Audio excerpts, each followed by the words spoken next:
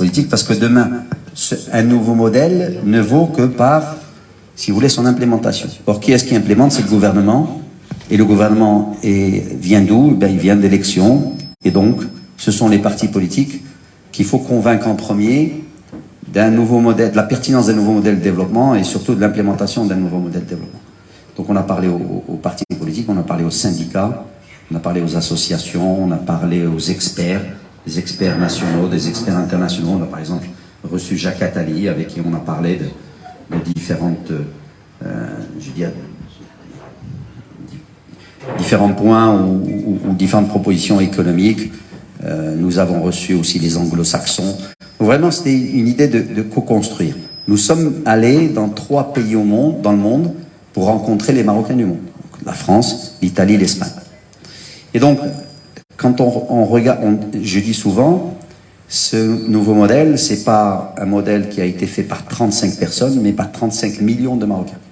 Donc c'est vraiment le modèle à tous. Parce que ce qu'on a essayé de faire, c'est vraiment de proposer un modèle cohérent, j'y viendrai par la suite, mais qui est basé sur les attentes, sur les propositions des uns et des autres. Alors, quand on regarde quand on voit ce qu'on nous a dit, finalement, 3 choses principales que nous ont dit les Marocains. Première des choses, tout le monde reconnaît les acquis et, si vous voulez, le potentiel du Maroc. C'est pour ça que je dis qu'il ne faut pas jeter le bébé avec l'eau du bain. Et beaucoup de choses ont été faites depuis une vingtaine d'années. Maintenant, il s'agit d'aller plus loin. Le potentiel, je reviendrai par la suite. Deuxième des choses, c'est la panne de l'ascenseur social. Et donc, cette idée que, par exemple, l'école pouvait être cet ascenseur social, l'ascenseur est en panne. Et donc, on trouve de plus en plus d'inégalités, et surtout cette polarisation de la société, polarisation entre les ruraux et les urbains, polarisation entre les gens qui envoient leurs enfants à l'école privée et à l'école publique, polarisation entre les gens qui vont se soigner dans les hôpitaux publics ou dans les hôpitaux privés, polarisation de ceux qui utilisent le digital, ceux qui ne l'utilisent pas, polarisation, polarisation, polarisation. Et si vous avez une société polarisée, vous avez un peu la même chose en France ici, bah c'est difficile de construire ensemble un roman national et ensuite de construire un projet en commun. Donc cette idée de polarisation est très importante et donc il faut ensuite faire des propositions pour que tout le monde se sente ensemble sur le même bateau. Troisième des choses qu'ils nous ont dites, c'est la crise de confiance. Les gens n'ont plus confiance en rien. Ils n'ont plus confiance. Alors il y a 2 institutions qui échappent, et heureusement, je dirais, à cette crise de confiance. Un, c'est l'institution monarchique, vous pouvez vous y attendre à ça. Et la deuxième, c'est tout ce qui est les forces de sécurité, que ce soit l'armée ou la police. Bien qu'on commence à voir, je dirais, une érosion aussi au niveau de la confiance dans ces 2 dernières institutions. Et tout le monde veut un changement, et un changement maintenant, et un changement vraiment qui permette aux gens de participer, de contribuer, de libérer les énergies, et ils veulent une égalité des chances. Alors, c'est là où vous pouvez avoir peut-être une... Non, à mon avis, vous ne l'avez pas, puisque vous avez toujours cet attachement au Maroc, mais vous pouvez vous rendre compte que même la France peut poser des problèmes sur l'égalité des chances. Mais bon, quand vous regardez ce qui se passe au Maroc, c'est que les gens se plaignent justement de cette égalité des chances. Nous sommes allés quand on a fait la tournée pour construire avec les îles marocains, je me souviens de cette,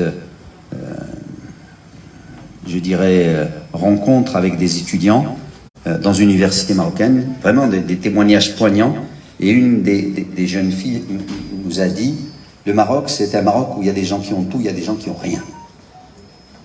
Et donc, il faut vraiment prendre en compte ces différentes ces expressions, je dirais, d'appel au secours. C'est ce que moi j'appelle des expressions d'appel au secours. Alors, qu'est-ce qu'ils veulent, les Marocains?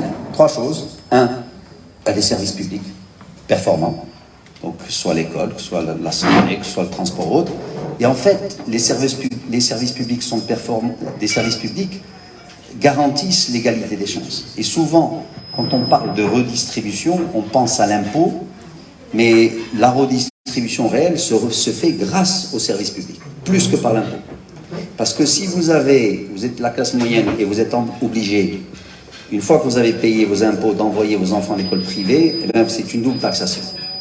D'accord ? Et si vous avez une école privée une école publique de qualité, eh bien, ça permet à l'assistance sociale de se remettre en marche.